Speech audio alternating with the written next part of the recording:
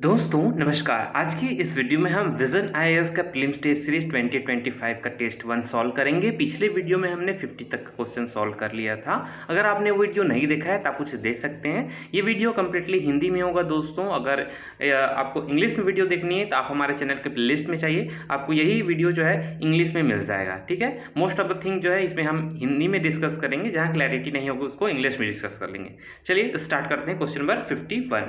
तो देखिए इसमें क्या बोला है, निम्न युग्मों पर विचार कीजिए। एक पेयर दिया गया है, इसमें एक तरफ दिया है आपका कॉन्स्टिट्यूशन प्रोविजन और दूसरे तरफ दिया गया है इसको एडॉप्ट कहाँ से लिया गया है। ठीक, तो पहला है मूल अधिकार, फंडामेंटल राइट जो है ये हमने कहाँ से लिया है, अमेरिका से लिया है। ये कहाँ दिया है आपका, फ्रांस, तो गलत हो जाएगा। डीपीएसपी हमने कहाँ से लिया है, आयरलैंड से लिया है, सही बात है। केंद्र के पास अवशिष्ट शक्तियाँ किसको बोलते हैं, देखिए हमारे संविधान में केंद्र सरकार रहती है और एक तरफ राज्य सरकार रहती है। तो ऐसी कुछ चीज़ें हैं जो मेंशन नहीं की गई है किसी भी को, ना केंद्र को राज्य को, तो उन पर जो है केंद्र सरकार को कानून बनाने का अधिकार है। ठीक, तो यही जो है अवशिष्ट शक्तियाँ कहलाती है और ये हमने कहाँ से लिया है, कनाडा से लिया है। ठीक, सरकार का संसदीय स्वरूप जो पार्लियामेंट्री सिस्टम है ये हमने कहाँ से लिया है, इसको लिया है हमने ब्रिटेन से। ठीक है, हमने कहाँ से लिया है, ब्रिटेन से लिया है, तो ये भी हमारा गलत हो जाएगा। इसका आंसर क्या हो जाएगा हमारा, 2 और 3 बस सही है।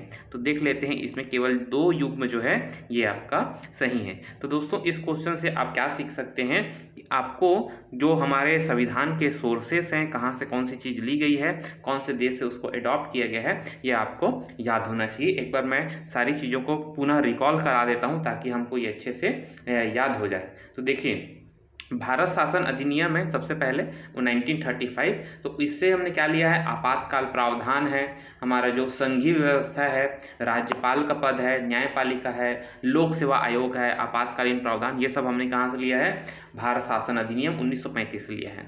ब्रिटेन से हमने क्या लिया है, पार्लियामेंट्री सिस्टम, संसदीय स्वरूप, विधि का शासन, रूल ऑफ लॉ, है ना, एकल नागरिकता जो सिंगल सिटीजनशिप है, ये कैबिनेट सिस्टम है ना, पार्लियामेंट से रिलेटेड जो इतनी भी चीज़ें हैं लगभग हमने ब्रिटेन से ली है। ठीक, अमेरिका से क्या लिया है, अमेरिका में देखिए एक तो जुडिशरी बहुत स्ट्रांग है, तो न्यायपालिका की स्वतंत्रता, जुडिशियल रिव्यू, न्यायिक समीक्षा, राष्ट्रपति पर जो महाभियोग लगाते हैं, ठीक है, और हमारा मूल अधिकार है, उपराष्ट्रपति का पद है, उच्चतम न्यायालय, उच्च न्यायालय के जो न्यायाधीशों को हटाने का पद है, ये सब हमने अमेरिका से लिया है। ठीक, आयरलैंड के संविधान से हमने क्या लिया है, डीपीएसपी को लिया है। ठीक है, राष्ट्रपति के चुनाव की जो विधि तरीका है वो हमने वहीं से लिया। कनाडा से क्या लिया हमने, अवशिष्ट शक्तियाँ, ठीक है, राज्यपालों की नियुक्ति, ये सब हमने कनाडा से लिया है। ऑस्ट्रेलिया से क्या लिया हमने, समवर्ती सूची लिया है। ठीक है, और जो है जॉइंट सीटिंग है ना, संसद के दोनों सदनों की जो जॉइंट सीटिंग होती है, आर्टिकल 108 आप जान रहे हैं, तो उसके तरह से लिया है। आपातकाल में के दौरान जो मूल अधिकार का निलंबन हो जाता है, ये हमने कहाँ से लिया है, जर्मनी के वाइमर संविधान से लिया है। ठीक है, रूस जो पहले सोवियत संघ था, वहाँ से हमने क्या लिया है, फंडामेंटल ड्यूटीज, मूल कर्तव्य को ले लिया है। और प्रस्तावना में जो न्याय का आदर्श है, सामाजिक, आर्थिक और राजनीतिक, वहाँ हमने सोवियत संघ से ले लिया। फ्रांस से हमने क्या लिया है, स्वतंत्र, समानता और बंधुत्व का आदर्श। दक्षिण अफ्रीका से हमने क्या लिया है, संविधान में संशोधन करने की प्रक्रिया को लिया है। जापान से क्या लिया हमने, विधि द्वारा स्थापित प्रक्रिया, यानी कि प्रोसीजर इस्टेब्लिश्ड बाय लॉ। ठीक है, प्रोसीजर इस्टेब्लिश्ड बाय लॉ और rule of law. Rule of law हमने ब्रिटेन से लिया and procedure established by law यानी विधि द्वारा स्थापित प्रक्रिया को जापान से लिया है। तो ये सब आपको याद होनी चाहिए। चलिए नेक्स्ट क्वेश्चन की ओर आगे बढ़ते हैं। क्वेश्चन नंबर 52, राज्य मानव अधिकार आयोग, स्टेट ह्यूमन राइट कमीशन के संदर्भ में कौन सा कथन सही है बताना है। स्टेट SHRC को सिविल न्यायालय की सभी शक्तियां प्राप्त है और इसकी कार्यवाहियां न्यायिक प्रकृति की होती है। ये स्टेटमेंट सही है। स्टेट ह्यूमन राइट कमीशन जो है वो राज्य सरकार से या उसके अधीनस्थ कोई भी अन्य जो अथॉरिटी है, प्राधिकार है, उससे सूचना या रिपोर्ट की मांग कर सकता है। तो ये स्टेटमेंट हमारा सही हो जाएगा। स्टेट SHRC केवल राज्य सूची में उल्लेखित विषयों के संबंध में मानव अधिकारों की उल्लंघन की जांच कर सकता है। क्या ये स्टेटमेंट सही है? ऐसा बिल्कुल भी नहीं है। जो राज्य सूची है और जो समवर्ती सूची है, दोनों के अंतर जो भी मामले आ रहे हैं उसकी जो है ये जांच कर सकता है। ठीक है, और अगर ऐसा कोई मामला है जो राष्ट्रीय मानव अधिकार आयोग या कोई अन्य वैधानिक आयोग द्वारा जांच की जा रही है, तो राज्य मानव अधिकार उसकी जांच नहीं करता है। ठीक, लेकिन इसमें जो है 7वीं अनुसूची वाला जो चीज़ है आपका राज्य सूची और समवर्ती सूची के अंतर्गत जो भी मामले आते हैं उसकी जांच कर सकता है। और इसमें क्या लिखा है, केवल, ओनली, ठीक है। और ये वर्ड कब यूज़ किया जाता है, जब कोई भी स्टेटमेंट को गलत बनाना हो, ठीक है। ये बहुत वायरल हुआ था यूपीएससी में, यूपीएससी के लिए इंटरनेट आपका यूट्यूब में शॉर्ट्स जो बनते रहते हैं ना, ओनली वर्ड जहाँ है उसको गलत बताना है ऐसा करके, तो ये स्टेटमेंट रॉन्ग हो जाएगा, ठीक है। SHRC के अध्यक्ष और सदस्य पुनर्नियुक्ति के पात्र नहीं होते हैं। ऐसा तो बिल्कुल भी नहीं है, उन्हें पुनर्नियुक्त किया जाता है, ठीक है। और ये वाला जो स्टेटमेंट है हमारा गलत हो जाएगा, ठीक। तो इस क्वेश्चन से आप क्या सीख सकते हैं, आपको ह्यूमन राइट कमीशन से बारे में पता होना चाहिए। आप जानते हैं मानव अधिकार संरक्षण अधिनियम 1993 बनाया गया था और उसके अंतर्गत एक सेंटर में हमारा राष्ट्रीय मानवाधिकार है और उसके बाद फिर हमारा स्टेट में क्या होता है, राज्य स्तर पर एक राज्य मानवाधिकार आयोग का गठन किया जाता है, ठीक। तो हमारा केवल एक जो स्टेटमेंट है वो हमारा सही हो जाएगा। तो कितने सही है, एक तो बस सही हो जाएंगे। चलिए नेक्स्ट क्वेश्चन की ओर आगे बढ़ते हैं। संविधान के मूल ढांचे के सिद्धांत के संदर्भ में निम्न कथनों पर विचार कीजिए। यह संविधान में संशोधन करने के संसद के अधिकार को सीमित करता है। तो क्या ऐसा सही है कि ये अधिकार को सीमित करता है?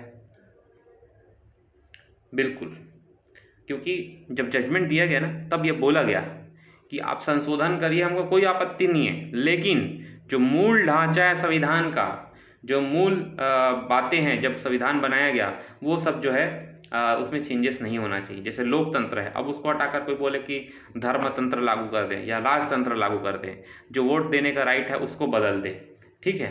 या फिर और कोई चीज़ है ना, पार्लियामेंट्री सिस्टम, उसके अलावा और कोई सिस्टम लाएंगे आप, या जो न्यायपालिका है उसकी स्वतंत्रता को हटा देंगे आप, ठीक है। तो ऐसी चीज़ों पे आप संशोधन नहीं कर सकते हैं, ठीक है। ये हमारी मूल ढांचे का सिद्धांत है, ठीक। केशवानंद वाद में ये चीज़ दिया गया था, डॉक्ट्रिन ऑफ बेसिक स्ट्रक्चर का। तो ये जो है मूल अधिकार जो है संसद के अधिकार को, ठीक है, संविधान संशोधन के अधिकार को, संसद का जो अधिकार है संविधान को संशोधन करने का उसको सीमित करता है। ये बात एकदम सही है। यदि कोई संविधान संशोधन मूल ढांचे का उल्लंघन करता है तो इस संबंध में निर्णय लेने का अधिकार, अंतिम अधिकार जो है न्यायपालिका के पास है। तो क्या ये सही है? बिल्कुल सही है, ठीक है। न्यायपालिका ही चेक करेगा कि कौन सा चीज़ जो है वो संविधान के मूल ढांचे का भाग है और कौन सा नहीं है। तो सेकंड स्टेटमेंट भी हमारा सही हो जाएगा। यह संविधान के लागू होने के बाद से सभी संशोधनों पर लागू होता है। तो क्या ऐसा सही है, सभी संशोधनों पर लागू होता है? नहीं। देखिए ये जो वाद है अब केशवानंद भारती वाद, तो ये 1973 में दिया गया था, ठीक है। उसके बाद से अधिनियमित किए गए जितने भी संविधान संशोधन है उस पर लागू होता है, ठीक है। संविधान के लागू होने के बाद सभी पर नहीं होता है, ठीक है। 1973 के बाद से जो है ये लागू होता है। तो ये वाला स्टेटमेंट हमारा गलत हो जाएगा। तो हमारे कितने सही हो गए? केवल 2 जो है ये सही हो जाएगा, यानी कि हमारा बी जो है आंसर हो जाएगा, ठीक है। चलिए नेक्स्ट क्वेश्चन पे आते हैं। कौन वित्त आयोग के सदस्यों की योग्यता और चयन के मानदंडों का निर्धारण करता है? मानदंडों का निर्धारण कौन करता है? संसद करती है, ठीक है। वित्त आयोग के बारे से आपको पता होना चाहिए कि इसमें एक अध्यक्ष होते हैं। अभी कौन है अध्यक्ष? आई थिंक अरविंद पनगड़िया जी हैं, ठीक है। अभी बनाया गया है 16वें वित्त आयोग के अध्यक्ष। इससे पहले जो 15वें वित्त आयोग के अध्यक्ष थे वो NK सिंह थे, है ना। तो उनका कार्यकाल आई थिंक 25 तक है, 2025 तक, फिर 2026 से 2031 तक जो है 16वां वित्त आयोग लागू हो जाएगा, ठीक है। तो वित्त आयोग के बारे से आपको पता होना चाहिए। हमारा जो आर्टिकल 280 है ये वित्त आयोग के गठन की बात करता है, जिसमें क्या होते हैं, एक अध्यक्ष रहते हैं, ठीक है, और उसके बाद फिर क्या है 4 अन्य सदस्य रहते हैं, ठीक है। और वित्त आयोग के अध्यक्ष और इसके सदस्यों की नियुक्ति किसके द्वारा की जाती है? राष्ट्रपति के द्वारा की जाती है, ठीक है। और इसकी पुनर्नियुक्ति भी हो सकती है, ठीक है। और संविधान ने संसद को इन सदस्यों की योग्यता और चयन के विधि का निर्धारण करने का अधिकार दिया है, ठीक है। इसमें क्या बोला गया है? कौन जो है वित्त आयोग के सदस्यों की योग्यता और चयन के मानदंडों का निर्धारण करता है? कौन करता है? संसद करती है। और अपॉइंटमेंट कौन करता है? राष्ट्रपति करता है, ठीक है। तो संसद इसको क्या करेगी? उसके लिए नियम कानून जो भी बनाने वाला, जो भी पैरामीटर्स बनाना है वो करेगी। अपॉइंटमेंट का काम कौन करेंगे? प्रेसिडेंट करेंगे, ठीक। तो इसको याद रखना है। अच्छा एक चीज़ और मैं इसमें बता दूं, तो ये एक अध्यक्ष रहेंगे, 4 अन्य सदस्य रहेंगे, ठीक है। अब इसमें कौन कौन लोग रहेंगे देखिए, एक उच्चतम न्यायालय के न्यायाधीश होना चाहिए, है ना, या फिर जो भी जिसको नॉलेज है इस पद पे, ठीक है। दूसरा क्या हो जाएगा, भारत के लेखा और वित्त मामलों के जो भी जानकार हैं उसको होना चाहिए। एक प्रशासन और वित्तीय मामलों का जिसको व्यापक अनुभव है उसको होना चाहिए। और एक जो है अर्थशास्त्र का विशेष ज्ञान है जिसको, ऐसे व्यक्ति को रखना चाहिए, ठीक है, वित्त आयोग में। तो इस चीज़ को याद रखेंगे। नेक्स्ट क्वेश्चन पे आगे बढ़ते हैं। क्वेश्चन नंबर 55, निम्न में से किस आयोग या समिति की सिफारिश पर भारतीय संविधान में मूल कर्तव्य को शामिल किया गया था? तो स्वर्ण सिंह समिति बनाई गई थी, ठीक है, तो इसलिए इसमें मूल कर्तव्य को जोड़ा गया संविधान संशोधन द्वारा, ठीक है। तो 42वें संविधान संशोधन 42 कॉन्स्टिट्यूशन अमेंडमेंट 1976 के द्वारा इसमें मूल कर्तव्य को जोड़ा गया था स्वर्ण सिंह समिति के सिफारिशों पर, ठीक है। और शुरू में ना मूल कर्तव्य संख्या 10 थी, फिर क्या हुआ, 46वां संविधान संशोधन हुआ। It is very very important, 86 constitution amendment 2002, ठीक है। और इसमें क्या किया गया, जो शिक्षा का अधिकार है ना उसको भी जोड़ा गया। तो अभी वर्तमान में कितने मूल कर्तव्य हैं, फंडामेंटल ड्यूटीज़ कितने हैं, 11 हैं, ठीक है, इसको याद रखिएगा। अच्छा, ये कौन से भाग में है, संविधान के अनुच्छेद 51A में आते हैं, ठीक है, भाग 4A, ठीक है। 4 में DPSP है और 4A में क्या हो जाएगा, फंडामेंटल ड्यूटीज आ जाएंगे। चलिए, संविधान संशोधन विधेयक के संदर्भ में निम्न कथनों पर विचार कीजिए। संविधान के संघीय प्रावधानों में संशोधन करने वाले विधेयक को आधे से अधिक राज्यों के विधानमंडलों द्वारा साधारण बहुमत से अनुमोदित किया जाना चाहिए। साधारण बहुमत वर्ड यूज किया जा रहा है और क्या बोल रहा है, संघीय जो प्रावधान है तो उसमें अगर संशोधन करना है तो, ठीक है। तो देखिए इस वर्ड को हम डिकोड करते हैं। ये स्टेटमेंट सही है। देखिए हम अगर संशोधन की बात करें, संविधान संशोधन कॉन्स्टिट्यूशनल अमेंडमेंट कैसे होता है, ये 3 टाइप के होते हैं। एक होता है सिंपल मेजोरिटी से, एक होता है क्या 2/3 विशेष बहुमत से, स्पेशल मेजोरिटी से, और एक तीसरा होता है 2/3 प्लस आधे से अधिक राज्यों का समर्थन। तो ये हमारा जो क्वेश्चन है ना, इसमें देखिए क्या पूछा गया है, संघीय प्रावधानों में संशोधन करने वाले विधेयक को आधे से अधिक, ये आधा से अधिक जो है विधानमंडलों से अनुमोदित किया जाना चाहिए। तो ये स्टेटमेंट जो है हमारा सही हो जाएगा, ठीक है। तो ये क्वेश्चन थोड़ा सा ट्रिकी था, तो इसको आपको याद रखना है, ठीक है। ये कौन कौन से ऐसे सब्जेक्ट हैं, कौन कौन से ऐसे उपबंध हैं जिनको हमें आधे से अधिक राज्यों का समर्थन चाहिए रहेगा, जैसे कि संसद में राज्यों का प्रतिनिधित्व हो गया, है ना, 7वीं अनुसूची में कोई संशोधन करना हो गया, या केंद्र और राज्य के बीच विधायी शक्ति को विभाजन करना हो गया, उच्चतम न्यायालय है, उच्च न्यायालय है, उसमें कुछ संशोधन करना है, राष्ट्रपति का निर्वाचन है, इसकी प्रक्रिया है, उसमें संशोधन करना है, तब इसमें जो है 2/3 और आधे से अधिक राज्यों का समर्थन चाहिए रहेगा, ठीक है। तो पहला स्टेटमेंट हमारा सही हो जाएगा। दूसरा देखिए, राज्यों में विधान परिषदों के गठन या उसकी समाप्ति के लिए संसद के विशेष बहुमत की आवश्यकता होती है। तो ऐसा बिल्कुल भी नहीं है। हम किसी भी राज्य में अगर हमें विधान परिषद की गठन करनी है तो उसे सिंपल साधारण बहुमत से उसको स्थापित किया जा सकता है या डिबॉलिश भी किया जा सकता है। उसके लिए विशेष बहुमत की आवश्यकता नहीं होती है, ठीक है। तो इसको याद रखिएगा, ठीक है। इसके अलावा अगर नए राज्य बना रहे हैं, प्रवेश कर रहे हैं, मिला रहे हैं, ठीक है, तो वो सब में भी क्या है, हमको साधारण बहुमत से ही काम चल जाता है, विशेष बहुमत की आवश्यकता नहीं होती। तो पहला स्टेटमेंट हमारा सही हो जाएगा, ठीक है। चलिए आगे बढ़ते हैं।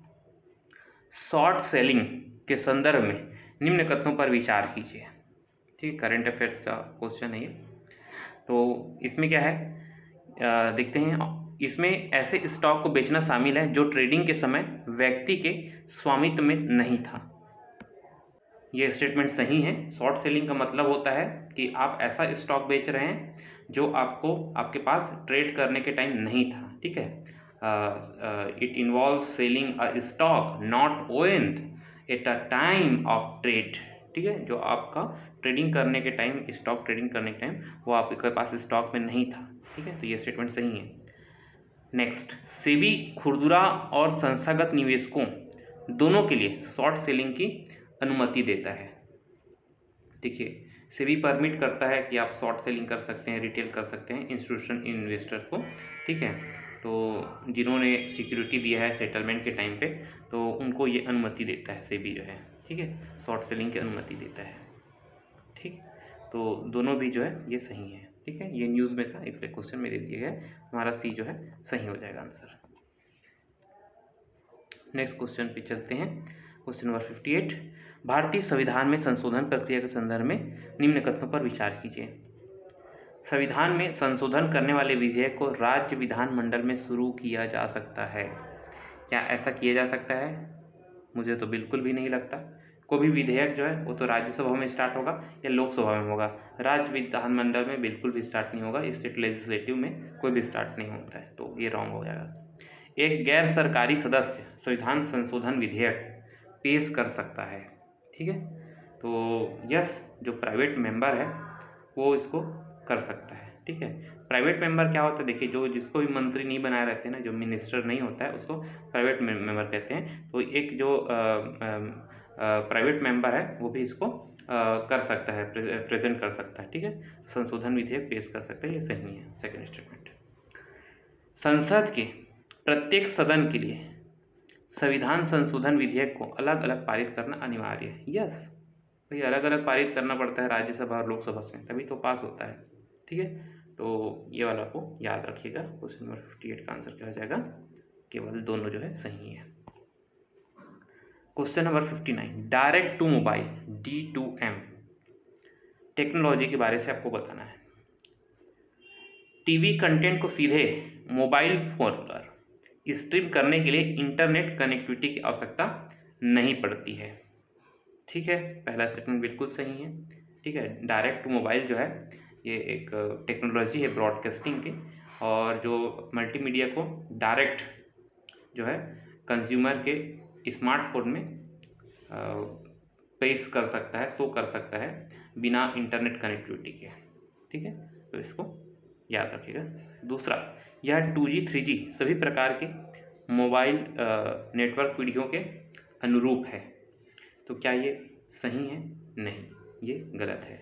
ठीक है, जो D2M है, डायरेक्ट टू मोबाइल ब्रॉडकास्ट,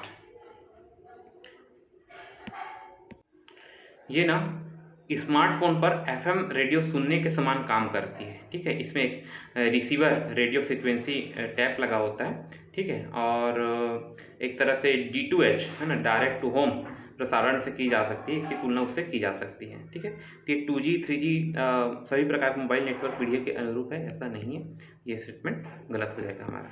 ठीक है, करंट का क्वेश्चन है तो इसको याद रखिएगा, ओनली 1 जो है हमारा सही हो जाएगा। ठीक है, चलिए नेक्स्ट क्वेश्चन की ओर देखते हैं हम। Question number 60, very important question. 1833 के चार्टर अधिनियम के संदर्भ में निम्न कथनों पर विचार कीजिए। इसमें बॉम्बे और मद्रास के गवर्नर की विधायी शक्ति को समाप्त कर दिया था। ये एकदम सही है, क्योंकि इसमें ह्यूज सेंट्रलाइजेशन किया गया था। ठीक है, तो उसकी विधायी शक्ति को समाप्त कर दिया गया था। इसने ईस्ट इंडिया कंपनी की वाणिज्यिक और प्रशासनिक दोनों गतिविधियों को समाप्त कर दिया था। तो ये स्टेटमेंट आपका गलत है। ठीक है, क्योंकि इसमें ना ईस्ट इंडिया कंपनी की जो एक व्यापारिक निकाय के रूप में है ना, उस गतिविधि को समाप्त किया गया था, प्रशासनिक निकाय बना दिया था विशेष रूप से इसे। ठीक है, व्यापारिक निकाय को समाप्त करके इसे केवल एक विशुद्ध प्रशासनिक निकाय बना दिया गया था। ठीक है, और इसके तहत कंपनी के अधिकार वाले क्षेत्र ब्रिटिश राजशाही और उसके उत्तराधिकारियों के विश्वास के तहत कब्जे में रह गए थे। ठीक, इसलिए जो है ये सेकेंड स्टेटमेंट हमारा गलत हो जाएगा। थर्ड स्टेटमेंट देखिए, इसने पहली बार भारतीय यानी केंद्रीय विधान परिषद में स्थानीय प्रतिनिधित्व की शुरुआत की। तो ये स्टेटमेंट भी गलत है, क्योंकि 1853 के चार्टर में पहली बार केंद्रीय विधान परिषद में स्थानीय प्रतिनिधित्व की शुरुआत की गई थी।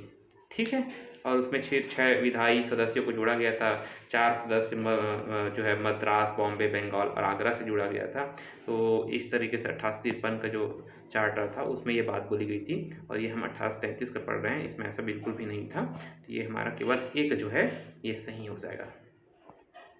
क्वेश्चन नंबर 61, भारत में नागरिकता प्राप्त करने के संदर्भ में कथनों पर विचार कीजिए। वर्तमान में भारत के बाहर पैदा हुआ कोई भी व्यक्ति जो है स्वतः भारतीय नागरिक बन जाएगा यदि उसके माता पिता कोई भी में से एक जो है वो भारतीय नागरिक है। ठीक है, तो क्या ऐसा कुछ है? नहीं है ऐसा। देखिए 3 दिसंबर 2004 के बाद ना भारत के बाहर कोई भी व्यक्ति अगर पैदा हुआ है, ठीक है, तो उसे पंजीकरण करना पड़ेगा 1 साल के भीतर, ठीक है। अगर पंजीकृत नहीं है तो फिर जो है वो नहीं कहलाएगा, ठीक है, भारतीय नागरिक नहीं बन सकता। इसको मैं अच्छे से बताता हूँ। देखिए किसी भी भारतीय वाणिज्य दूतावास में कोई भी नाबालिग बच्चा है, उसका जन्म हुआ है मान लीजिए, तो केंद्र सरकार की अनुमति की आवश्यकता होगी और भारतीय वाणिज्य दूतावास में आवेदन के साथ ही नाबालिग बच्चे के माता पिता को लिखित रूप में एक शपथ पत्र देना होगा कि उस बच्चे के पास जो ना किसी भी अन्य देश का पासपोर्ट नहीं है, ठीक है। तब जाके फिर जो है हम उसको नागरिकता प्रदान करने का ये सब जो है दिया जाता है, ठीक। तो ये स्वतः नागरिक नहीं बन जाता है, इसको याद रखना। देशीयकरण द्वारा नागरिकता प्राप्त करने के लिए आवेदन करने वाले व्यक्ति के पास भारत में बोले जाने वाली किसी भाषा का पर्याप्त ज्ञान होना चाहिए, ठीक है।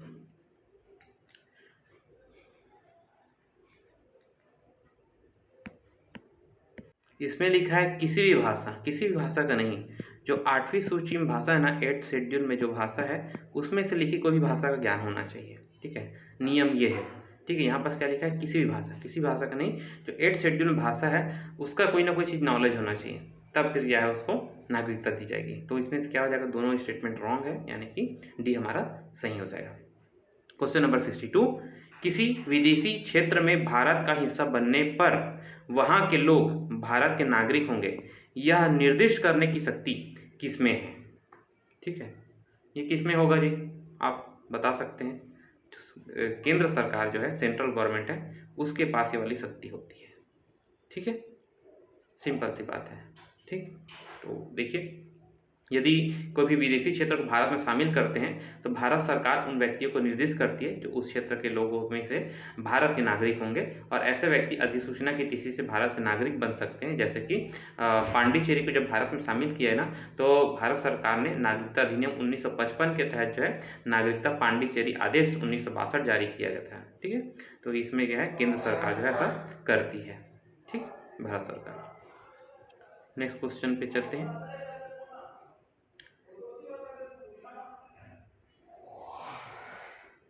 1784 के पिट्स इंडिया एक्ट के संदर्भ में निम्न कथनों पर विचार कीजिए। इसने ईस्ट इंडिया कंपनी के निर्देशक मंडल को भारत में राजनीतिक मामले का प्रबंधन करने की अनुमति दी, ठीक है। तो क्या ऐसा हुआ था? बिल्कुल भी नहीं हुआ था ऐसा, क्योंकि जब 1773 का जो रेगुलेटिंग एक्ट आया था ना, उसमें जो है कोर्ट ऑफ डायरेक्टर्स बनाए थे, निर्देशक मंडल, ठीक है। और इसमें क्या लिखा है, 1784 में क्या बनाया था जी, BOC बनाया था, बोर्ड ऑफ कंट्रोल बनाया गया था, ठीक है। और 1773 का जो रेगुलेटिंग एक्ट है उसमें क्या बनाया गया था, COD, कोर्ट ऑफ डायरेक्टर्स बनाया गया था, निर्देशक मंडल उसको हिंदी में बोलते हैं, ठीक है। तो इसको याद रखना, निर्देशक मंडल बनाया गया था किसमें, 1773 में, ठीक है। और राजनीतिक मामलों को संभालने के लिए ना बोर्ड ऑफ कंट्रोल बनाया गया था, ठीक, ये है। तो इसलिए जो है गलत हो जाएगा। भारत में कंपनी के क्षेत्रों में पहली बार जो क्षेत्र है उसमें भारत में ब्रिटिश क्षेत्र कहा, ब्रिटिश ऑक्यूपाइड एरिया कहा गया है। इसका इंग्लिश वर्जन आप देखेंगे तो इसमें ये वाला जो वर्डिंग है ये आपके लक्ष्मीकांत में भी दिया गया है, ठीक है। इसको पहली बार कहा गया British occupied area, British processed area, ठीक है। तो ये इस अधिनियम की विशेषता थी, तो इसको याद रखेंगे। केवल 2 जो है ये सही हो जाएगा आपका। भारतीय संविधान के अनुसार निम्नलिखित में से किस श्रेणी का व्यक्ति 26 जनवरी 1950 को भारत का नागरिक बनने का पात्र होगा? देखिए एक व्यक्ति जो 1 मार्च 1947 के बाद भारत से पाकिस्तान प्रवास किया हो लेकिन बाद में पुनर्वास के लिए लौट आया हो, तो ऐसे व्यक्ति को जो है 26 जनवरी 1950 को भारत का नागरिक बनने के पात्र माना गया था, ठीक है। और इसके लिए आप जानते हैं अनुच्छेद 5 में ये कहा गया है कि कोई भी ऐसा व्यक्ति जिसका अधिवास भारत में था और वह तीन शर्तों में से किसी भी एक शर्तों को पूरा करता था, मतलब उसका जन्म हुआ हो, या उसके माता पिता में से किसी एक का भारत में जन्म हुआ हो, या संविधान लागू होने से ठीक पहले 5 वर्षों से वो 5 वर्षों तक वो भारत में रहा हो, तो वो जो है भारत का नागरिक बन जाएगा। ठीक है। अनुच्छेद 6 में ये बात बोली गई थी कि पाकिस्तान से भारत आने वाला कोई भी व्यक्ति भारत की नागरिक बन जाएगा यदि उसमें से कोई भी माता पिता या दादा दादी कोई भी जो है अविभाजित भारत में पैदा हुआ हो। ठीक है। तो ये वाली बात बोली गई थी, तो इसको आपको याद रखना है। ठीक है, बी इसका आंसर हो जाएगा। चलिए नेक्स्ट क्वेश्चन की ओर चलते हैं। 30 मीटर टेलीस्कोप परियोजना के संदर्भ में निम्न कथनों पर विचार कीजिए।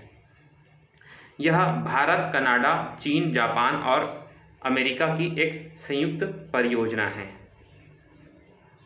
ठीक है, तो पहला स्टेटमेंट सही है।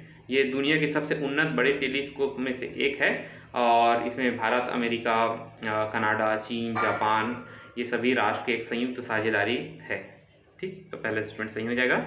यह हबल स्पेस टेलीस्कोप की तुलना में 12 गुना अधिक रिजोल्यूशन करने वाली छवियां प्रदान करेगा। ठीक है, ये भी एकदम सही बात है। जानते हैं हबल टेलीस्कोप बनाया गया था, तो उससे भी ज़्यादा जो है ये अधिक रेजोल्यूशन, बड़ा साइज करके हमको तस्वीरें दे सकता है। ठीक है, तो सेकेंड स्टेटमेंट में हमारा सही हो जाएगा। इसका निर्माण आर्कटिक क्षेत्र के स्वालबार्ड में किया जा रहा है। तो क्या ये सही है?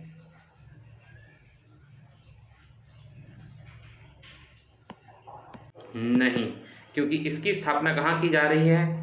मौना किया हवाई में किया जा रहा है। ठीक है, जो कि अमेरिका के अंडर आता है। ठीक है, हवाई आइलैंड। ठीक, ये वाला जो है स्टेटमेंट गलत हो जाएगा। तो हमारा 2 स्टेटमेंट सही है। नेक्स्ट क्वेश्चन, विचार कीजिए निम्न कथनों पर। कथन 1, संसदीय प्रणाली विधायिका और कार्यपालिका के बीच शक्तियों के पृथक्करण के सिद्धांत पर आधारित है। ये तो गलत है। क्यों? क्योंकि संसदीय व्यवस्था ना विधायिका और कार्यपालिका के बीच समन्वय और सहयोग के सिद्धांत पर आधारित होता है। ठीक है, शक्तियों के पृथक्करण के सिद्धांत पर आधारित नहीं होता है। ये वाला सिस्टम कहाँ होता है? पृथक्करण, शक्तियों पृथक्करण वाला जो चीज़ है ये अध्यक्षीय प्रणाली, प्रेसिडेंशियल सिस्टम पे होता है। और हमारे यहाँ क्या है? पार्लियामेंट्री सिस्टम है। पार्लियामेंट्री सिस्टम ब्रिटेन और हमारा इंडिया है, और प्रेसिडेंशियल सिस्टम आपका अमेरिका हो जाता है। तो वहाँ पर शक्तियों का पृथक्करण पाया जाता है। और हमारे भारत और ब्रिटेन जैसे देशों में पार्लियामेंट्री सिस्टम है, तो वहाँ पर क्या है? एग्जीक्यूटिव और लेजिस्लेटिव दोनों के बीच क्या होता है? सहयोग और समन्वय वाली चीज़ होती है। ये स्टेटमेंट हमारा गलत हो जाएगा। ब्रिटिश संसद के विपरीत भारतीय संसद एक संप्रभु निकाय नहीं है, क्योंकि भारतीय संसद जो है इसका ओरिजिन किसका है? ओरिजिन इसका संविधान है। ठीक है, तो इसलिए क्या है? इसमें सोवेरेनिटी जो है ये नहीं है। ये स्टेटमेंट आपका सही है। ठीक है, तो इसको आपको याद रखना है। ब्रिटिश संसद की तरह भारतीय संसद संप्रभु नहीं है, क्योंकि इसमें चुनाव होता है, राष्ट्रपति क्या है? निर्वाचित होता है इसमें, है ना। जबकि ब्रिटेन में क्या होता है? उत्तराधिकारी व्यवस्था है ना, राजतंत्र वाला जो चीज़ है। ठीक है, तो इसलिए जो है इसको इसलिए ऐसा बोल रहे हैं कि जो भारतीय संसद एक संप्रभु नहीं है। ठीक है, हम लोकतांत्रिक हैं भाई। ठीक, तो इसमें देखिए कौन सा आंसर सही हो जाएगा हमारा। आंसर जो है पहला गलत है, दूसरा सही है, तो डी हमारा आंसर सही हो जाएगा। चलिए आगे बढ़ते हैं। क्वेश्चन नंबर 67, कौन सा नीति निर्देशक तत्व गांधीवादी विचारधारा पर आधारित है? देखते हैं। ग्रामीण क्षेत्रों में व्यक्तिगत और सहकारिता बढ़ावा देने पर कुटीर उद्योगों का गठन करना। कौन सा आर्टिकल है जी? ये आर्टिकल 40। ठीक, इट्स अ वेरी नहीं आर्टिकल 40 तो ग्राम पंचायतों गठन है। ये आपका 43 होगा, है ना। कुटीर उद्योग, कॉटेज इंडस्ट्री वाली बात बोली जा रही है। तो कुटीर उद्योगों गठन जो है ना, ये आर्टिकल 43 में आता है। 40 जो है ना, 40 जो है ग्राम पंचायतों गठन से है। ठीक है, ग्राम पंचायतों गठन किया जाएगा। ये भी गांधीवादी वाला चीज़ आ जाता है। ठीक है, तो याद रखना है इसको। ठीक, बाकी जो चीज़ें हैं ये उससे संबंधित नहीं है। चलिए आगे बढ़ते हैं, तो इसको याद रखना। नीति निर्देशक तत्व DPUSP में 3 चीज़ें की बात की गई है। एक होता है गांधीयन, दूसरा होता है लिबरलिज्म उदारवादी, और तीसरा है समाजवादी। ठीक है, तो 3 विचारधारा है हमारे DPUSP में। सब आपको पता होना चाहिए कौन सी विचारधारा कौन सा इसमें अंतर्गत आएगा। चलिए आगे बढ़ते हैं।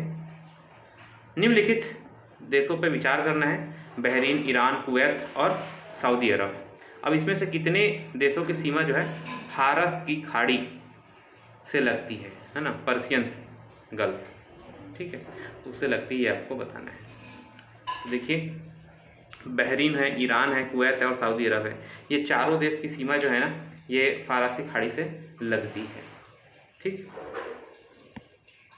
ये मैप में एक बार हम देख लेते हैं। देखिए, ये आपका पर्शियन गल्फ है और पर्शियन गल्फ के आसपास हमारा कुवैत है, बहरीन है, कतर है ना, यूएई है, सऊदी अरब है और यहाँ पास ईरान है, इराक है। ये सभी देश जो हैं पर्शियन गल्फ को अंतर्गत आते हैं, ठीक है। तो मैपिंग भी हमारी हो गई। चलिए क्वेश्चन में आगे बढ़ते हैं। 69 राष्ट्रीय मानव अधिकार आयोग नेशनल ह्यूमन राइट कमीशन के अध्यक्ष और सदस्यों की नियुक्ति के लिए चयन समिति की सिफारिशों पर राष्ट्रपति द्वारा नियुक्त की जाती है। तो इस चयन समिति में, सिलेक्शन कमेटी में कौन कौन लोग शामिल रहते हैं ये आपको बताना है। देखिए, राज्यसभा का सभापति ये नहीं होता है, लोकसभा में विपक्ष का नेता होता है, होम मिनिस्टर रहते हैं, प्रधानमंत्री रहते हैं, ठीक है।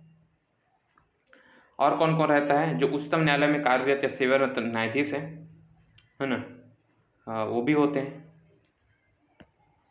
नहीं नहीं, देखिए, इसमें ना अपॉइंटमेंट उनकी हो सकती है, जो उच्चतम न्यायालय के न्यायाधीश हैं या जो रिटायर्ड हो चुके हैं, उनकी अपॉइंटमेंट इसमें हो सकती है। लेकिन सिलेक्शन कमेटी में क्या होगा?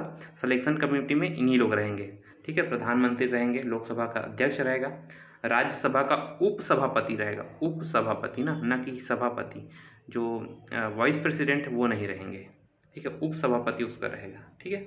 और दोनों जो सदन है उसमें जो लीडर ऑफ अपोजिशन है उसमें रहेंगे राज्यसभा से भी और लोकसभा से भी, ठीक है। और इसमें एक चीज़ और मैं बताऊंगा आपको कि किन किन आदमी को इसमें अपॉइंट किया जा सकता है। जो शुरू में मैंने बात बोली, जो नेशनल ह्यूमन राइट कमीशन है, इसमें क्या होता है, एक अध्यक्ष रहते हैं और इसके बाद फिर क्या है, 5 अन्य सदस्य रहते हैं, ठीक है। तो देखिए, अध्यक्ष है ना, अध्यक्ष किसको बना सकते हैं हम? जो भी न्यायाधीश है ना, सीजीआई जो मुख्य न्यायाधीश है उच्चतम न्यायालय का, सिविल रिटायर्ड कोई है तो उसको बना सकते हैं। और इसके जो सदस्य हैं, जो हाई कोर्ट के कोई भी रिटायर्ड जज हैं उनको बना सकते हैं, ठीक है। और इसके अलावा जो भी मानवाधिकार संबंधी जो भी अनुभव रखते हैं तो उसमें से 3 सदस्यों को रख सकते हैं, जिसमें से 3 सदस्यों में से एक जो है वो फीमेल होनी चाहिए, ठीक है। तो ये चीज़ जो है इसमें आपको याद रखनी है, ठीक है। इसमें कम से कम एक महिला होनी चाहिए। तो इसमें मैंने क्वेश्चन ये दिखा है कि सिलेक्शन कमेटी में कौन कौन होते हैं और कैसे इसकी संरचना होती है, ठीक है।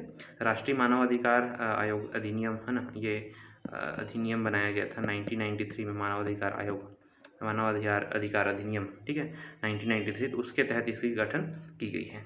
चलिए, तो इसका आंसर हमारा क्या हो जाएगा? ये सभापति वाला चीज़ कट जाएगा, तो 1 जो है कट गया, आंसर हमारा बी हो जाएगा। चलिए नेक्स्ट क्वेश्चन की ओर देखते हैं। भारत के प्रधानमंत्री महाराष्ट्र के नासिक में काला राम मंदिर में दर्शन किए और इसके बारे से आपको बताना है, काला राम मंदिर के बारे से।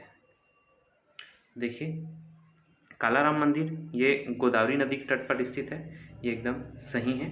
दूसरा जो है, इस मंदिर का नाम ना भगवान राम के काले रंग की प्रतिमा के नाम पर रखा गया है, ठीक है। और इसे गर्भगृह में माता सीता और लक्ष्मण जी की मूर्ति लगी गई है, ठीक है। तो इस चीज़ को याद रखना है, ठीक है। तो इसमें क्या दिया सेकंड वाला, देखिए, कृष्ण के भाई बलराम को समर्पित है, बिल्कुल गलत है, यह राम भगवान से संबंधित है, ठीक है।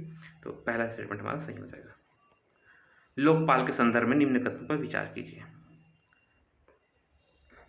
लोकपाल के बारे से देखा जाए तो लोकपाल के अंतर्गत एक अध्यक्ष और अधिकतम 8 सदस्य हो सकते हैं, ये एकदम सही बात है। लोकपाल लोकायुक्त अधिनियम 2013 लाया गया था, तो इसके तहत ना इसमें एक अध्यक्ष रहता है और अधिकतम जो है 8 सदस्य हो सकते हैं। तो पहला स्टेटमेंट हमारा सही हो जाएगा। लोकपाल के 50% सदस्य जो है न्यायिक सेवा से होंगे, जुडिशियल रिलेटेड होंगे, ठीक है, जुडिशरी से रिलेटेड होंगे। तो इसमें जो है ये भी स्टेटमेंट आपका सही हो जाएगा, ठीक है। और 50% सदस्य जो है ना वो SC ST OBC minority women उसमें से होंगे, ठीक है। ये 50% तो जुडिशियल सर्विस से हो गए और 50% जो लोग हैं वो कहाँ से होंगे? SC ST है ना, वुमेन हो जाएगा, ओबीसी हो जाएगा, तो इसमें से होंगे, ठीक है, अल्पसंख्यक हो गए, ठीक। प्रधानमंत्री और केंद्रीय मंत्रिमंडल के सदस्यों को लोकपाल के क्षेत्र से बाहर रखा गया है, ठीक है, तो ऐसा बिल्कुल भी नहीं है। प्रधानमंत्री के मंत्रीगण, संसद सदस्य और ABCD के श्रेणी के अधिकारी, केंद्र सरकार के अधिकारी, वो सब जो हैं इसके अंतर्गत आते हैं, तो ये जो है उसको बाहर नहीं रखा गया है, ठीक। तो कितने सही हो गए, हमारे 2 स्टेटमेंट सही हो गए, तो बी इसका आंसर हो जाएगा। आर्टिकल 1 को पूछा गया है, राज्यों का संघ, India means union of states, ठीक है, राज्यों का संघ है, तो इसमें क्या बोला है, सभी राज्य और संघ शासित प्रदेश राज्यों के संघ की अभिव्यक्ति का हिस्सा है। तो हमारा जो राज्य है ना, इसमें क्या बोला गया है, देखिए इसका अर्थ क्या है, सभी राज्य और संघ शासित प्रदेश राज्यों के संघ की अभिव्यक्ति का हिस्सा, ऐसा बोल रहे हैं, जबकि ऐसा नहीं है। इंडिया क्या है, एक सिंगल पीस था, ठीक है, एक सिंगल पीस है हमारा इंडिया जो है। ऐसा करके मैप बनाने की कोशिश कर रहा हूँ मैं, ये कुछ ऐसा करके मैप बना सकते हैं, ठीक है। तो इंडिया जो है हमारा अमेरिका नहीं है कि हमारे राज्यों के भी समझौता हुआ है ना, ये तो हमारा सिंगल एक राज्य था, देश था, और उसमें क्या है, हम प्रशासनिक सुविधा के लिए राज्यों को बनाए हैं, ठीक है। तो इसमें ये बोल रहा है कि राज्यों के संघ की अभिव्यक्ति है, तो ऐसा हम एक्सप्रेस नहीं करते हैं, ठीक है। विनाशी राज्यों का अविनाशी संघ है, इसलिए ऐसा बोला जाता है, ठीक है। तो इसलिए ये पहला स्टेटमेंट गलत हो जाएगा। दूसरा, संघ शासित प्रदेश का केंद्र सरकार के साथ राज्यों के साथ समान संबंध होता है, नहीं होता है। देखिए, संघ शासित में क्या होता है, केंद्र सरकार जो है उसको रूल करती है, ठीक है, राज्यों में स्टेट गवर्नमेंट रहता है, ठीक। तो दोनों में जो है अलग अलग सिस्टम चलता है, तो ये जो है ये भी गलत हो जाएगा, तो हमारा आंसर डी हो जाएगा। नेक्स्ट क्वेश्चन की ओर, निम्नलिखित में से किसे भारतीय संविधान को जीवंत दस्तावेज कहा जाने का मुख्य कारण माना जा सकता है। जीवंत दस्तावेज, जीवंत दस्तावेज कैसे बोल सकते हैं हम इसे? देखिए, कोई भी चीज़ जिंदा कब रहेगा, जब वो वर्तमान परिस्थितियों के, वर्तमान चीज़ों को भी समेटेगा। तो इसमें बदलती परिस्थिति के अनुसार संविधान संशोधन परिवर्तन किया जा सकता है, इसलिए हम इसको जीवांत दस्तावेज कहेंगे, ठीक है। 74, निम्नलिखित में से कितने भारतीय संविधान द्वारा प्रदत्त वाक एवं अभिव्यक्ति की स्वतंत्रता आर्टिकल 19(2) में उल्लेखित युक्तियुक्त प्रतिबंधों के अंतर्गत आ सकते हैं? देखते हैं इसमें कौन कौन से जो चीज़ें हैं वो इसमें आ सकती है। देखिए, एक खुफिया अधिकारी द्वारा गोपनीय सामग्री को लीक करना, ठीक है। तो ऐसा खुफिया अधिकारी है, मान लीजिए रॉ इसमें काम करता है IB में, ठीक है, इंटेलिजेंस ब्यूरो में, तो ऐसा जो है गोपनीय सामग्री लीक कर दिया, तो उसको युक्तियुक्त प्रतिबंध लगाया जा सकता है, ये स्टेटमेंट सही है। भाषण में हथियार उठाने के लिए प्रेरित करना, ठीक है, भाषण में हथियार प्रेरित कर रहे हैं, आप कोई भी स्पीच दे रहे हैं, तो ये भी जो है उसमें युक्तियुक्त प्रतिबंध लगा सकते हैं। लोकसभा में सरकार की स्थिरता को बाधित करने वाला भाषण, ठीक है, इसमें युक्तियुक्त प्रतिबंध नहीं लगा सकते, ये स्टेटमेंट नहीं आएगा। न्यायालय की अवमानना, कंटेम्प्ट आप कोर्ट करते हैं, तो उसमें भी युक्तियुक्त प्रतिबंध लगाया जा सकता है। तो इसमें देखेंगे कितने कूट हमारे सही हो गए, 3 जो है सही हो जाएंगे, ठीक है। अब देखेंगे क्वेश्चन 75, निम्न कथनों पर विचार कीजिए। संविधान में संशोधन की मांग करने वाले विधेयक को राष्ट्रपति के पूर्व स्वीकृति की आवश्यकता नहीं होती है, ठीक है, ये स्टेटमेंट तो सही है, क्योंकि इसमें कोई भी स्वीकृति की आवश्यकता नहीं पड़ती है। संविधान संशोधन संबंधी सभी विधेयकों को आधे से अधिक राज्यों का समर्थन मिलना चाहिए, सभी विधेयकों को नहीं है। जब तक हम संघीय संरचना वाले जो चीज़ें हैं, इससे पहले हमने जो चीज़ डिस्कस किया, राष्ट्रपति की निर्वाचन प्रक्रिया, 7वां जो अनुसूची है ना, 7वां अनुसूची है, तो उसमें हम संशोधन करेंगे तब आधे से अधिक राज्यों को समर्थन चाहिए, बाकी हर एक चीज़ में नहीं चाहिए। ठीक है, ये स्टेटमेंट हमारा गलत हो जाएगा, तो ओनली वन जो है ये सही हो जाएगा। ठीक है, चलिए आगे बढ़ते हैं। क्वेश्चन नंबर 76 कैग के बारे में पूछा गया है। भारत के नियंत्रक एवं महालेखा परीक्षक कैग के संदर्भ में निम्न कथनों पर विचार कीजिए। पहला, कैग भारतीय लेखा परीक्षण और लेखा विभाग का मुखिया होता है। बिल्कुल सही बात है, वो मेन होता है। दूसरा, कैग को हटाने के लिए संसद की मंजूरी की आवश्यकता नहीं पड़ती है। तो क्या ऐसा सही है? नहीं है। संसद के दोनों सदनों से विशेष बहुमत के साथ, है ना, उसके दुर्व्यवहार या अयोग्यता के आधार पर प्रस्ताव पास करके उसे हटाया जाता है। ठीक है, मतलब कि क्या हो गया कि उसी रीति से हटाएंगे जिस आधार पर उच्चतम न्यायालय के न्यायाधीश को हटाया जाता है। ठीक है, तो इसको याद रखना है। ठीक है, तो इसमें क्या बोला, संसद की मंजूरी नहीं पड़ती है, गलत बात, मंजूरी पड़ती है और इसमें विशेष बहुमत से हटाया जाएगा इसको। तीसरा, राष्ट्रपति संघ राज्यों के लेखाओं की लेखा परीक्षक संदर्भ में कैग के कर्तव्यों और शक्तियों को निर्धारित करता है।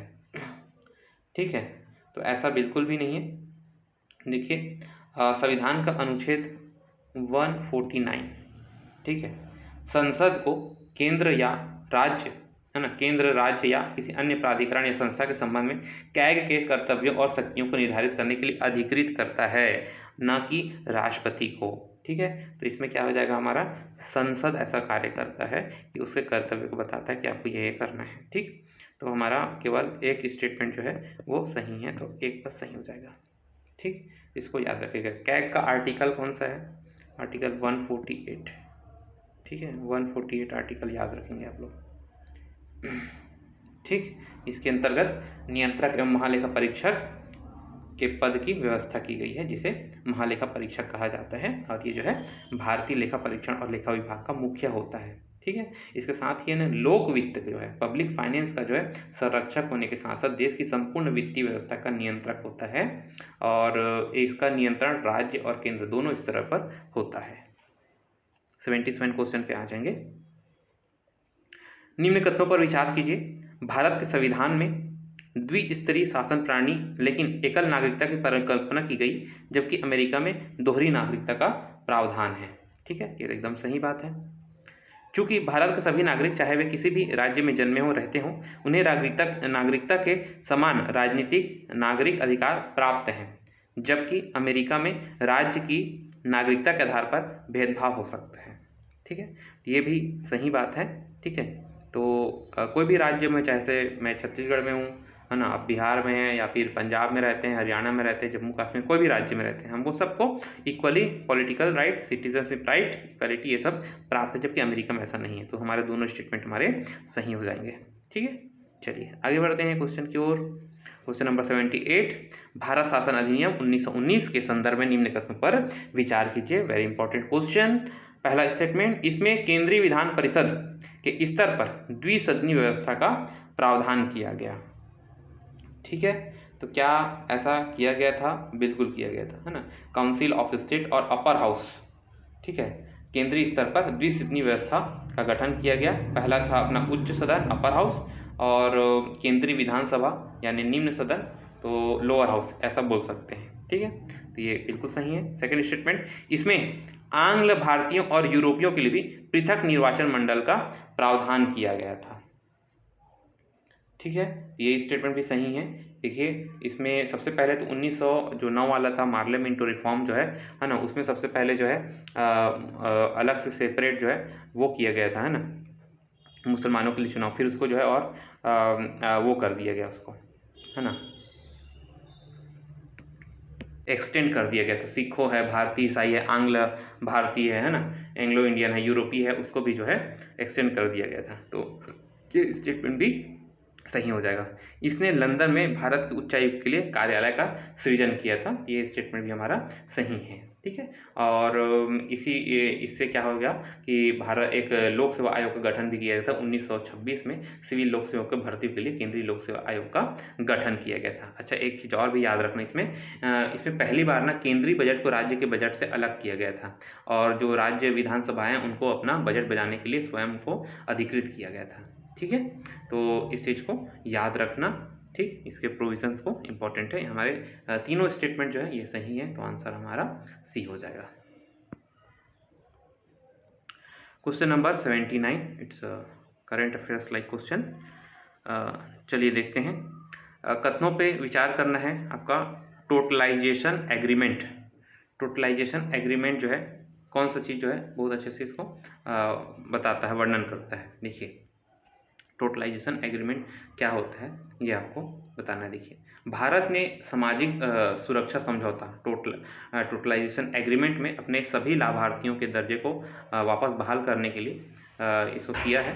और अमेरिका में जो लोग काम कर रहे हैं, जो भारतीय पेशेवर हैं, उसकी सामाजिक सुरक्षा ये प्रदान करता है। ठीक है, सामाजिक सुरक्षा समझौते से अमेरिका में भारतीय कंपनियों को, विशेषकर जो ICT information and communication technology के क्षेत्र में काम कर रहे हैं, तो उनको कुछ पैसे बचत हो सकती है।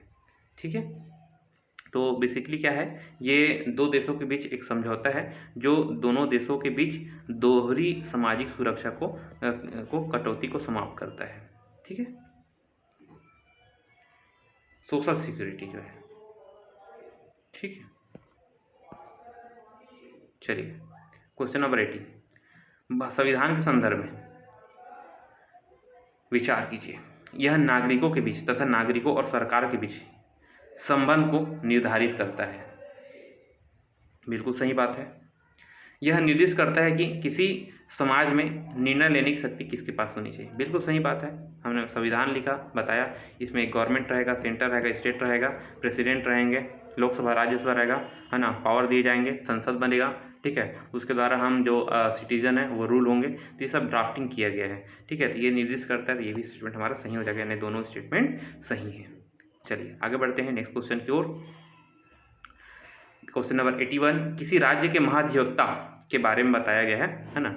राज्य का महाधिवक्ता, जैसे कि हम देखे हैं कि अटॉर्नी जनरल होता है सेंटर पे, वैसे राज्य में भी जो है एक महाधिवक्ता होता है जो राज्य को रिप्रेजेंट करता है। किसी भी जो भी न्यायालय है, कोर्ट है, वहाँ पर जो है ये किसी भी स्टेट को रिप्रेजेंट करता है, उसके बदले में वाद या निर्णय पे वो जाता है। ठीक है, तो इसके बारे में देखिए कि महाधिवक्ता ऐसा व्यक्ति होना चाहिए जो उच्च न्यायालय का न्यायाधीश नियुक्त होने योग्य हो। ठीक है, तो क्या ऐसा होना चाहिए? बिल्कुल होना चाहिए। या फिर उसे 10 साल तक वकालत करने का अनुभव होना चाहिए, या फिर उसे हाई कोर्ट का न्यायाधीश बनने की योग्यता होनी चाहिए।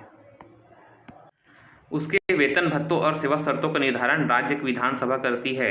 क्या ये स्टेटमेंट सही है? बिल्कुल नहीं है। इसका निर्धारण ना राज्यपाल करता है, जो गवर्नर रहता है ना वो करता है। ठीक है, राज्यपाल उसके वेतन भत्तों का निर्धारण करता है।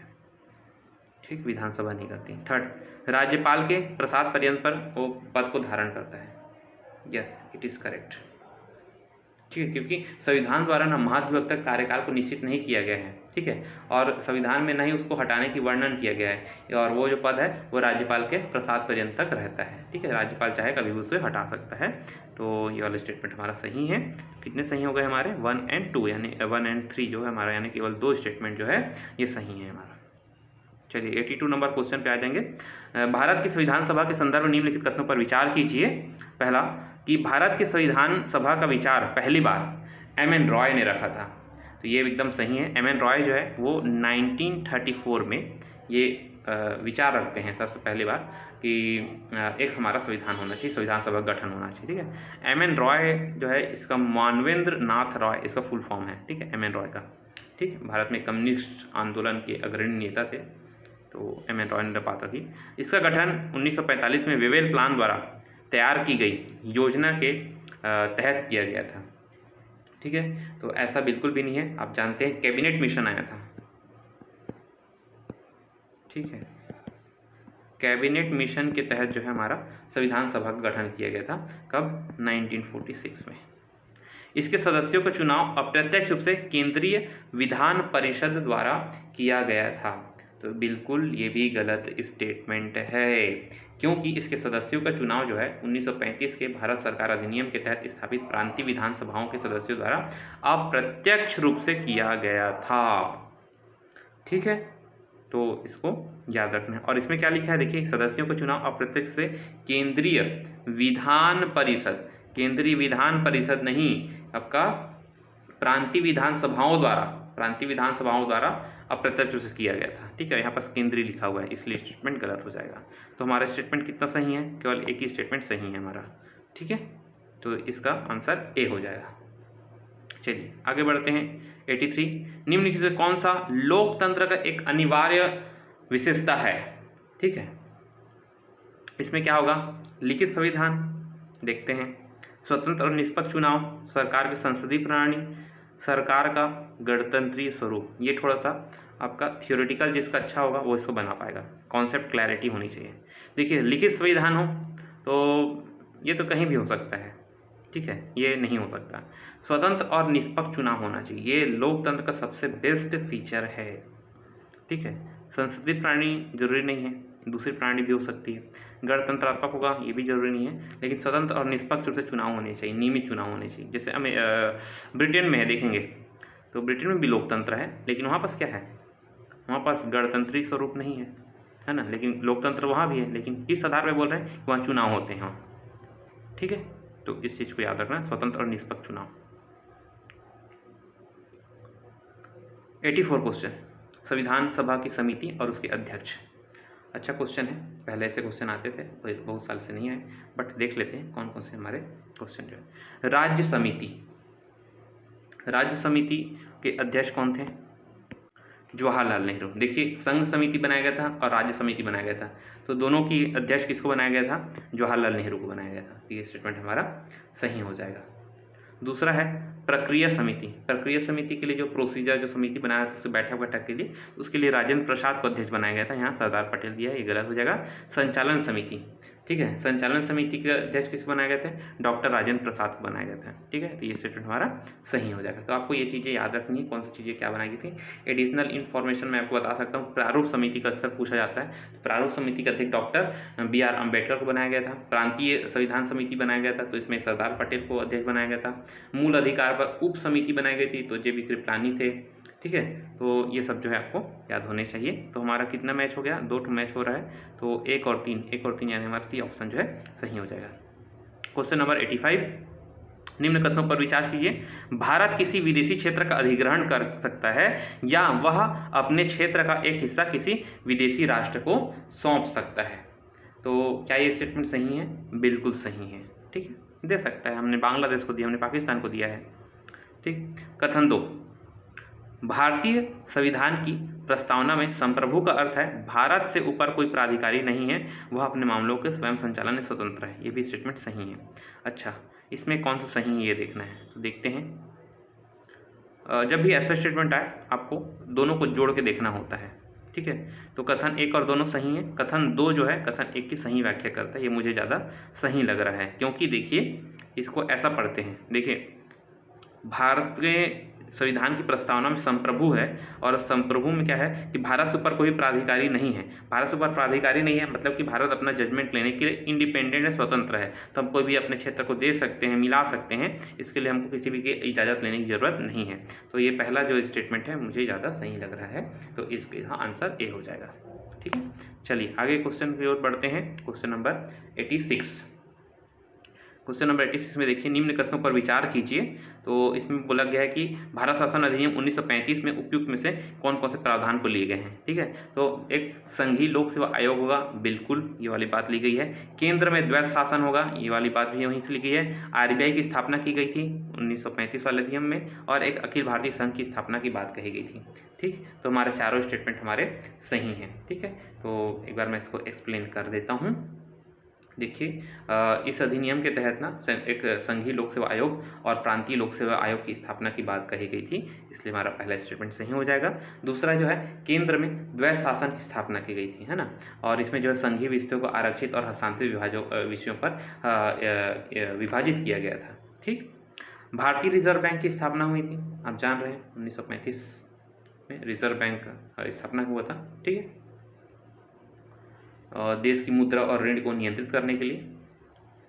चौथा है, अखिल भारतीय संघ का एक परिकल्पना किया गया था पूरा, कि इतने सारे में राज्य सभी सब शामिल होंगे, है ना, तो ऐसा करके जो है प्रांतों और रियासतों को एक इकाई के रूप में शामिल करते हुए एक अखिल भारतीय संघ की स्थापना की बात कही गई थी, ठीक है। लेकिन ये कभी अस्तित्व में नहीं आया क्योंकि रियासतों ने इसमें शामिल होने से इनकार कर दिया था, ठीक है। तो ये सभी जो है हमारे शामिल हो जाएंगे, सभी आंसर हो जाएगा। क्वेश्चन नंबर 87, संविधान के भाग 4A के तहत, 4A यानी कि क्या है आपका फंडामेंटल ड्यूटीज़ को बोला जा रहा है, के अंतर्गत कौन से में से कितने मूल कर्तव्य नहीं हैं। ठीक है, मतलब आपको मूल कर्तव्य 11 जो हैं उसमें से कौन सा जो है नहीं है, आपसे ये पूछा जा रहा है। तो चलिए हम देखते हैं कौन कौन सा मूल कर्तव्य है और कौन सा। देखिए, अंतर्राष्ट्रीय शांति और सुरक्षा को बढ़ावा देना, ये तो मूल कर्तव्य 100% है।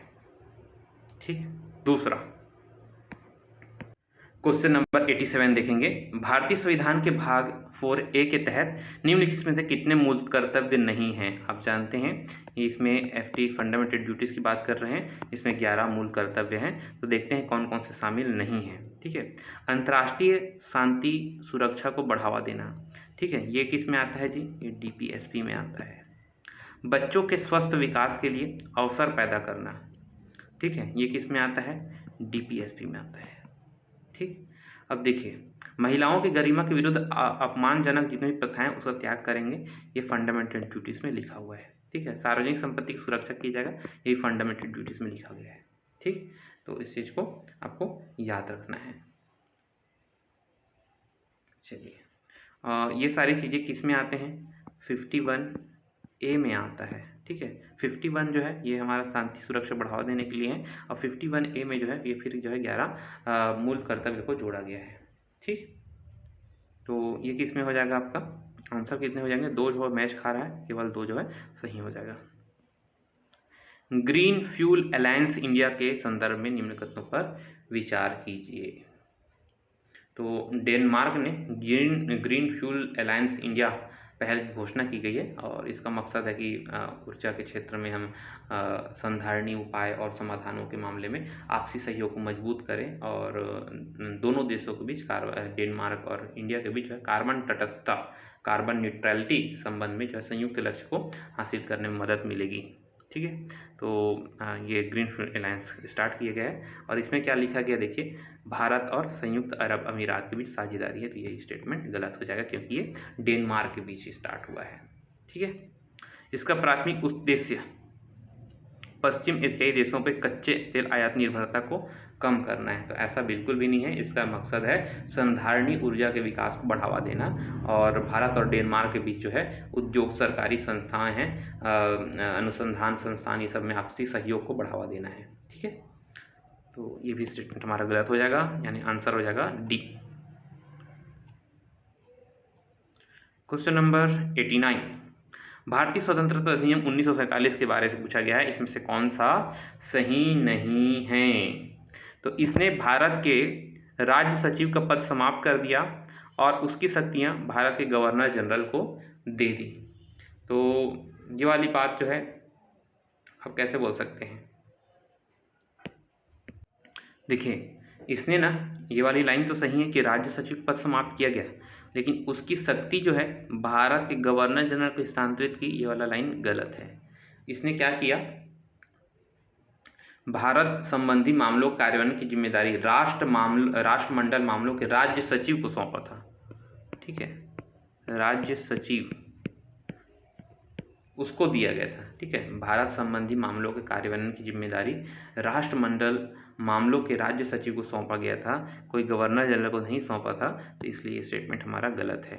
ठीक है, बाकी स्टेटमेंट क्या है, संविधान के मसौदा तैयार करने, लागू करने का अधिकार बनाया गया, वायसराय पद को समाप्त कर दिया गया, गवर्नर जनरल का सृजन किया गया, ब्रिटिश राज करनी थी, है ना, भारतीय रियासतों को स्वतंत्रता दी गई कि वो पाकिस्तान में मिले या फिर इंडियन में मिल जाए। ठीक है, ये सब सही है। क्वेश्चन नंबर 90, भारत सरकार ने राष्ट्रपति की मंजूरी से 16वें वित्त आयोग का गठन किया गया, ये कौन सा अनुच्छेद आता है, आर्टिकल 280 आता है। नेक्स्ट 91, भारत निर्वाचन आयोग पंचायत और नगर पालिकाओं के निर्वाचन के लिए जिम्मेदार है। तो क्या लगता है आपको, क्या स्टेटमेंट सही है? देखिए, ये स्टेटमेंट गलत है, क्योंकि राज्यों में होने वाला पंचायत और नगर पालिका के चुनाव को ना भारत निर्वाचन आयोग का संबंध नहीं है। ठीक है, इसके लिए राज्य निर्वाचन आयोग रहता है, वो सब इसका बंदोबस्त करता है। ठीक, तो पंचायत और नगर पालिका में चुनाव जो है ये, क्योंकि पंचायत किसके अंतर्गत आते हैं, ये राज्य सरकार के अंतर्गत आते हैं, स्टेट का मैटर है ना, राज्य सूची का मैटर है, तो इसलिए राज्य में आते हैं। तो फिर निर्वाचन आयोग इंडिया का जो है ये यहाँ क्या करेगा, तो ये स्टेट इलेक्शन कमीशन इसको देखता है। ठीक, भारत के संविधान में अनुच्छेद 324 में यह प्रावधान किया गया कि चुनावों के संचालन की जिम्मेदारी भारतीय निर्वाचन आयोग की है। ये तो स्टेटमेंट सही है। ठीक है, अब इसमें देखते हैं कि क्या ऑप्शन हमारा सही हो सकता है। तो पहला स्टेटमेंट हमारा गलत है और दूसरा क्वेश्चन सही है, तो डी हमारा सही हो जाएगा। चलिए आगे बढ़ते हैं नेक्स्ट क्वेश्चन की ओर। क्वेश्चन नंबर 92, निम्न लाभों पर विचार कीजिए। सरकार का अधिक जवाबदेही होना, निर्णय की गुणवत्ता में सुधार होना, दूसरों की तुलना में बेहतर तरीके से समाधान करना। अब इसमें से कितने जो है लोकतंत्र के लाभ के रूप में माना जा सकता है, देखते हैं इसको सभी ऑप्शन को अच्छे से। देखिए, सरकार का अधिक जवाबदेही होना, सरकार हम चुनते हैं, ठीक है, तो एक तरह से जो चुने हुआ प्रतिनिधि है, निर्वाचित प्रतिनिधि, तो वो जनता के प्रति जवाबदेह होते हैं। अगर वो कार्य नहीं करता है अच्छा, तो फिर क्या है, अगले वर्ष जब भी चुनाव होगा 5 साल बाद, तो वो अधिक से उसको फिर जनता नहीं चुनेगी। तो इसलिए सरकार का अधिक जवाबदेही बनाता है, ये स्टेटमेंट सही है। निर्णय की गुणवत्ता में सुधार होती है, क्योंकि बहुत सारे लोग रहते हैं और मिलकर कानून बनाया जाता है ना, डिस्कशन किया जाता है, चर्चा होती है, ड्राफ्टिंग होती है, तो निर्णय की गुणवत्ता इसमें बढ़ती है। सेकेंड स्टेटमेंट में हमारी सही है। ठीक है, दूसरों की तुलना में विवादों का बेहतर तरीके से समाधान किया जाता है, शांतिपूर्ण संघर्ष का समाधान किया जा सकता है। ठीक, तो ये भी हमारा सही है, यानी तीनों जो है हमारे सही हो जाएंगे। क्वेश्चन नंबर 93, भारतीय राज्य व्यवस्था के संदर्भ में निम्न में से किन मामलों में संघ लोक सेवा आयोग यूपीएससी से परामर्श किया जाता है। देखते हैं कौन कौन सा ऑप्शन है। पहला, पिछड़ी जाति की नियुक्तियों में आरक्षण देने के मामले पर,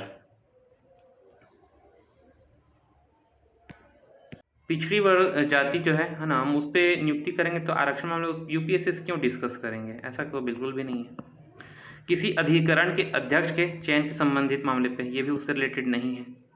सिविल सेवा में भर्ती पद्धति, उसमें अगर कोई भी चीज़ चेंज करना है तब यूपीएससी जो है उससे हम परामर्श लेंगे, सिविल सर्विसेज से रिलेटेड। तो केवल 3 जो है ये हमारा सही हो जाएगा। ठीक है, चलिए आगे बढ़ते हैं। 94 क्वेश्चन, वित्त मंत्रालय ने कोयला नियंत्रक संगठन के पुनर्गठन को मंजूरी प्रदान की है। इसके बारे से पूछा गया कि कोयला नियंत्रक संगठन के निम्नलिखित कार्यों पे विचार कीजिए।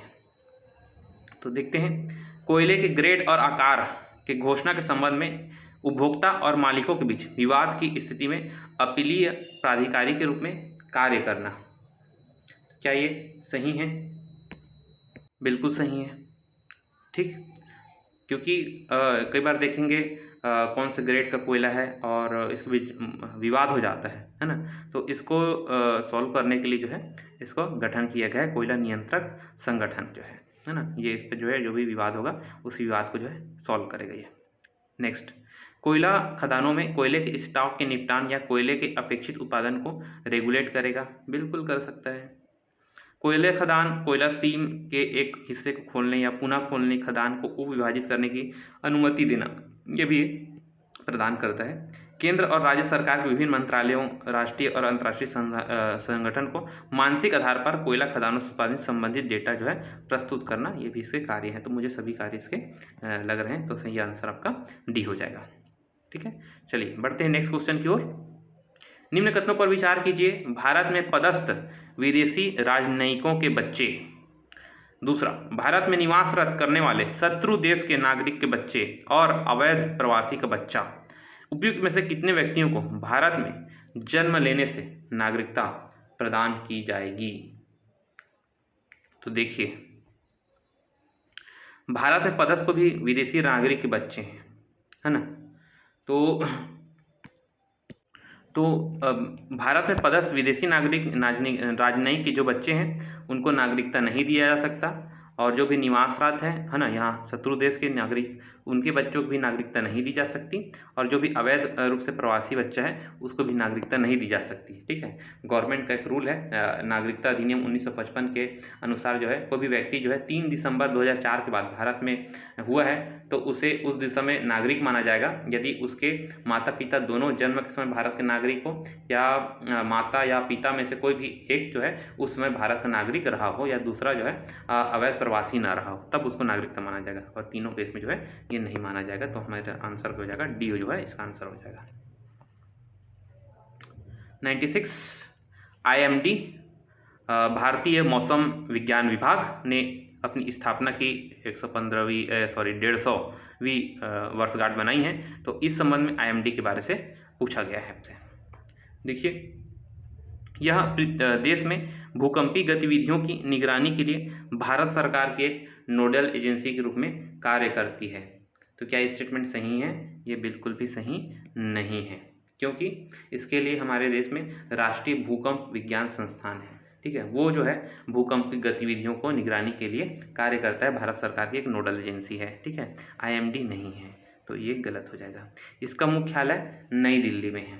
ठीक है, तो ये तो बिल्कुल सही है, ये इसका मुख्यालय नई दिल्ली में है। ये अर्थ मिनिस्ट्री है ना, मिनिस्ट्री ऑफ अर्थ के अंतर्गत आता है। तो ये भी स्टेटमेंट हमारा सही है। तो हमारा कितने स्टेटमेंट सही हो गए? केवल 2 जो है ये सही हो जाएंगे। ठीक है, चलिए क्वेश्चन नंबर 97, वित्तीय आपातकाल के संदर्भ में निम्न कथनों पर विचार कीजिए।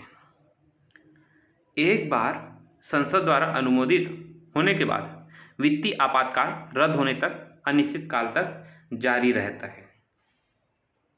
ठीक है, तो क्या ये जारी रहता है? बिल्कुल जारी रहता है। इसके लिए संसदीय अनुमोदन की आवश्यकता नहीं रहती। बार बार एक बार घोषणा कर दिए तो ये घोषणा जो है संसदीय अनुमोदन की आवश्यकता नहीं रहती। ठीक, इसको किसी भी टाइम रद्द किया जा सकता है राष्ट्रपति के द्वारा। ठीक है, और इसके लिए संसदीय अनुमोदन की आवश्यकता नहीं होती है। ठीक, तो पहला स्टेटमेंट हमारा सही हो जाएगा। ठीक, पर मैं फिर से करता हूँ। देखिए, एक बार संसद द्वारा अनुमोदित होने के बाद वित्तीय आपातकाल रद्द होने तक अनिश्चितकाल तक जारी रहता है। ये स्टेटमेंट सही है। सेकंड, वित्तीय आपातकाल घोषित करने को लेकर राष्ट्रपति की संतुष्टि को किसी भी अदालत में चुनौती नहीं दी जा सकती है। तो क्या ये ऐसा कुछ है? बिल्कुल नहीं है। राष्ट्रपति की जो संतुष्टि है उसको जुडिशियल रिव्यू किया जा सकता है। और ये वाली बात जो है ना, ये 44वां संविधान संशोधन 1978 में बोला गया था। ठीक है, 1978 में ये वाली बात बोला गया था कि राष्ट्रपति जो संतुष्टि है उसको जुडिशियल रिव्यू किया जा सकता है उसका। ठीक है, यहाँ नहीं बोला है, यह ऑप्शन गलत हो जाएगा। वित्तीय आपातकाल को रद्द करने के संकल्प को लोकसभा में साधारण बहुमत से पास करना आवश्यक होता है। तो ऐसा कुछ भी नहीं है, वो अपने आप ही रद्द हो जाता है। इसको कोई भी संसदीय अनुमोदन की आवश्यकता नहीं हो सकती है। ठीक है, मतलब क्या बोला कि वित्तीय आपातकाल की उद्घोषणा को राष्ट्रपति किसी भी समय एक नई उद्घोषणा द्वारा रद्द कर सकते हैं। ऐसी उद्घोषणा के लिए संसदीय अनुमोदन की आवश्यकता नहीं होती है।